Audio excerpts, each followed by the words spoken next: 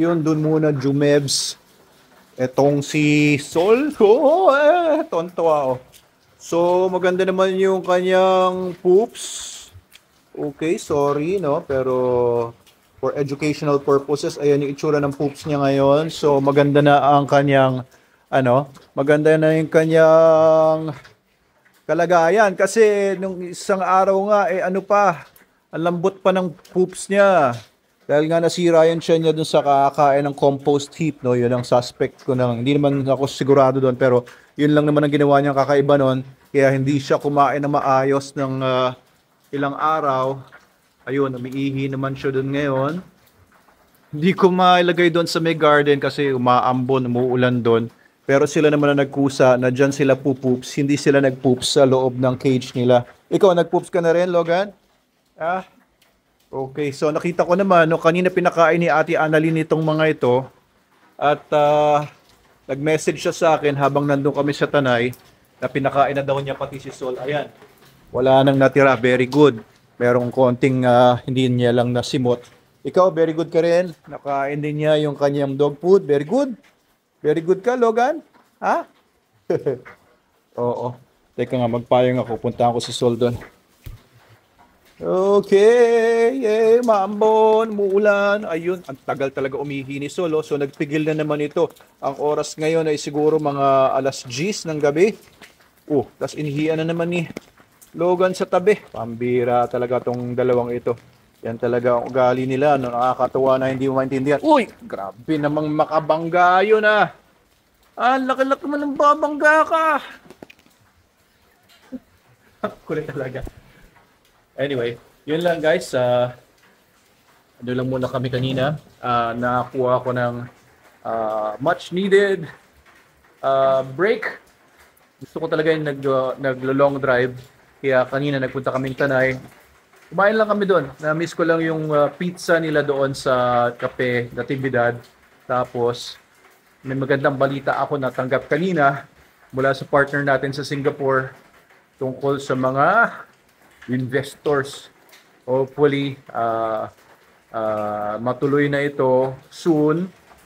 And hindi ko lang pwedeng ikwento lahat, pero hopefully magkaroon na tayo ng factory and may ayos na natin yung production natin ng SDN.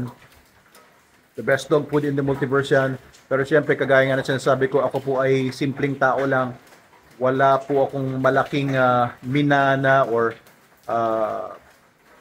malaking funding. Kaya maganda ngayon, magkakaroon na po tayo ng funding para sa sarili nating factory. And ayan. Oo. Maganda naman kasi yung product natin, no? Kaya yung mga investors ay nakakatuwa naman dahil talagang bilib na bilib sila sa ating produkto. Yung mga investors ng gustong mag-invest sa Manalo K9 SDN. And medyo matagal-tagal din namin hinihintay yung mga nangyayari ngayon. And sana, no, na soon makakilos na kami. Kwento ko sa inyo sa mga susunod na mga araw yung magagandang mga mangyayari sa Manalo K9 SDN Corporation. We're starting a new corporation kasi magkakaroon tayo ng panibagong mga partners. Ayos ba, Logan? Oo. Maraming natutuwa sa SDN kasi nakikita rin nila yung galawan ng mga distributors ngayon. Daming distributors natin ngayon na very active. Kanina, bagong nagpo-post si Miss Cristea Ilag, mga Batangueña vloggers, si Miss Cristea, ang pinakabago nating distributor na ngayon lang siya nagkaroon ng products, no, sa Batangas. If you want to get your products sa Batangas, meron din tayong may bago tayong distributor sa Tagum City, si Doc J. Bon Paraguas, dumating na.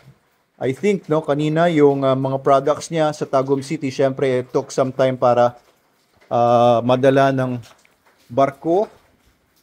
Sol, nagawa mo dyan? Ba't nagmumuni-muni ka pa dyan sa poops mo? Parang masakit ba tiyan niya? Anong nangyari sa'yo, Sol? Nag-ano pa siya? Nagpo-focus pa siya doon.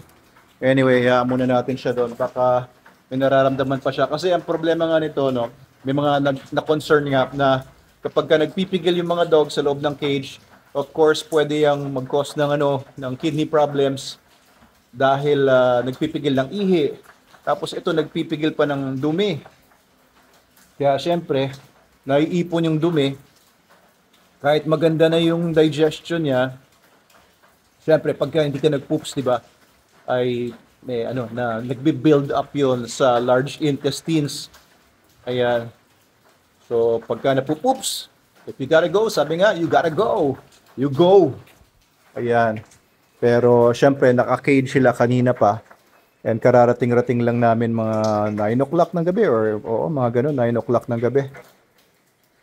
Ayan, ganda ng katawan ulit ni Sol ngayon, no? Ang bilis lang, di ba? Kahapon pumayat siya. Few days pumayat siya. Pero ngayon, bumalik ulit yung yung katawan niya. Okay, yun lang guys. Ang updates natin dito kila Sol and Logan. This is day 106 na yata. Today is Tuesday. And yun nga. Ganda ng araw ko ngayon kasi medyo the past few weeks, the past few months, marami kaming binubuno sa company. But now, I'm really seeing the bright light at the end of the tunnel. Okay, yun lang guys. Maulang gabi sa inyong lahat. Thank you sa panonood. Please follow and share our videos, our channel. Doc Abel Manalo po ito.